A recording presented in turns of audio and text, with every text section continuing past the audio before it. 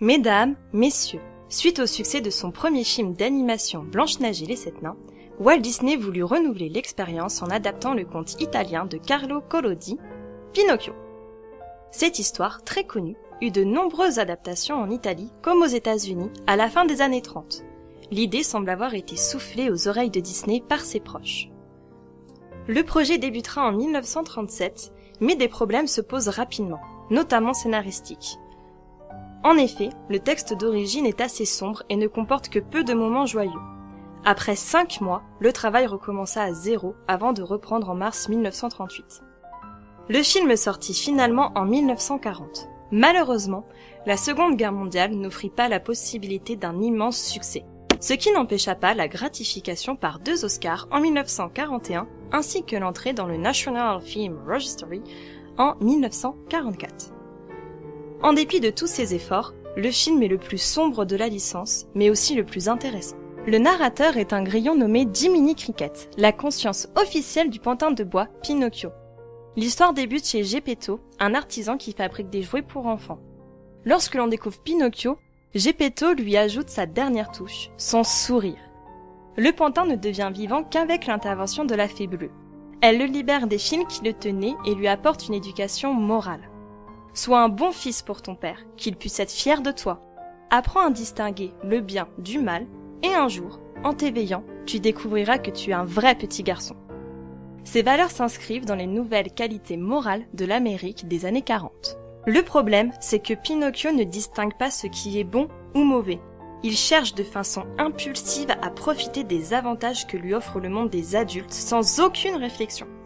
Les valeurs qui s'offrent à lui sont assez tranchées. D'un côté les bons et de l'autre les méchants qui se caractérisent par leur pauvreté, ce que l'on peut remarquer avec Grand Coquin et Gédéon ou avec les enfants envoyés sur l'île des plaisirs. Pinocchio va subir de nombreuses épreuves. Il va être vendu à un marionnettiste du nom de Stromboli pour devenir la star de son show. Il va l'exploiter, le séquestrer. La critique ici est celle de l'enfant vedette comme Hollywood l'avait créé quelques années plus tôt. Pinocchio ne tirera pas de conclusion de cette histoire, puisqu'il se fit avoir une deuxième fois. Grand Coquin et Gédéon le font partir pour l'île des plaisirs.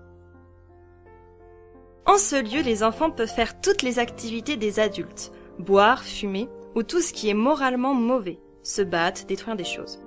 Après y avoir séjourné, les enfants sont transformés en ânes. Cela montre que leurs mauvais choix font d'eux des laissés pour compte. Si le monde extérieur n'offrait pas toutes ces tentations, Pinocchio n'aurait jamais quitté son père.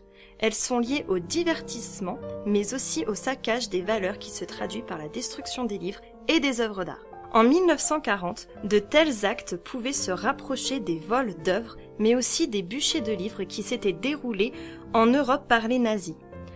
On peut aussi y voir une critique de la société de consommation créée dans ces années-là par les États-Unis. La maison modèle est un lieu entièrement dédié au saccage.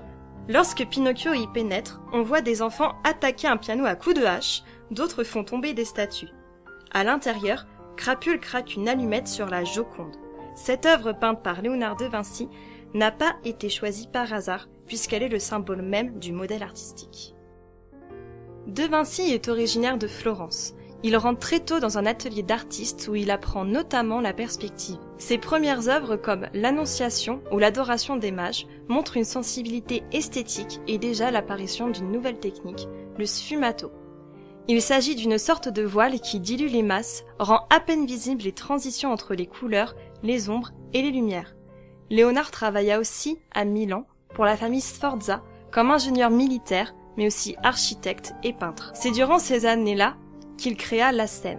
L'artiste est connu pour sa passion des sciences, avec notamment 3 domaines de prédilection, l'anatomie, la mécanique et la géophysique. De retour à Florence, il exécute les 2 toiles les plus connues, la Vierge, l'Enfant Jésus et Sainte Anne, et la Joconde. Cette œuvre fut un modèle pour l'art du portrait, notamment par son cadre à mi-corps, intégrant les mains sans qu'elles se heurtent au cadre. La Joconde est assise sur une chaise, devant une loggia qui ouvre sur un paysage. On retrouve ces caractéristiques dans d'autres œuvres de la même époque, mais il n'y a pas cette cohérence spatiale ni cet illusionnisme. La toile semble vivante, en particulier grâce au sourire de la jeune femme. Ce que nous pouvons mettre en parallèle avec celui de Pinocchio, sans qui le pantin de bois n'aurait jamais pris vie. Ce détail est en fait un attribut. Gioconda en italien signifie joie.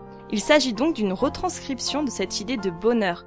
Cette symbolique est utilisée dans d'autres œuvres, comme dans le portrait de Cecilia Gallerani, la Dame à l'hermine.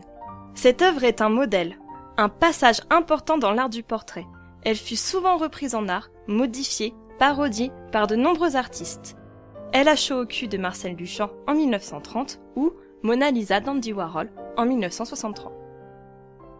Pour cause, il s'agit de l'œuvre la plus connue au monde depuis son vol en 1911.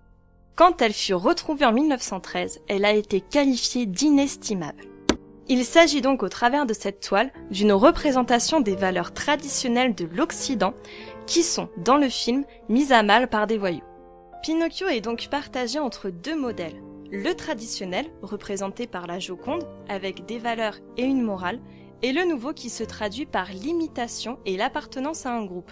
Le petit garçon veut ressembler aux autres enfants pour trouver son identité, d'autant plus qu'il n'est qu'un pantin. Il est, par sa nature, séparé du monde et de la société dans laquelle il vit. Pour exister, Pinocchio doit passer dans l'extraordinaire. Il doit devenir un héros. Ce qu'il fait en se sacrifiant pour sauver son père. Il devient alors un réel petit garçon. La Joconde n'est donc pas ici liée au personnage, mais plus au contexte et à sa valeur symbolique. Elle représente un idéal, la perfection même de l'art. Pinocchio doit apprendre à devenir un enfant parfait pour être reconnu en tant que tel. Comment ? Me considérer en tant que tel. Comme une œuvre d'art, il est unique. Voici tout ce que la muse avait à vous dire pour cette œuvre, en espérant qu'elle ne vous ait pas menti.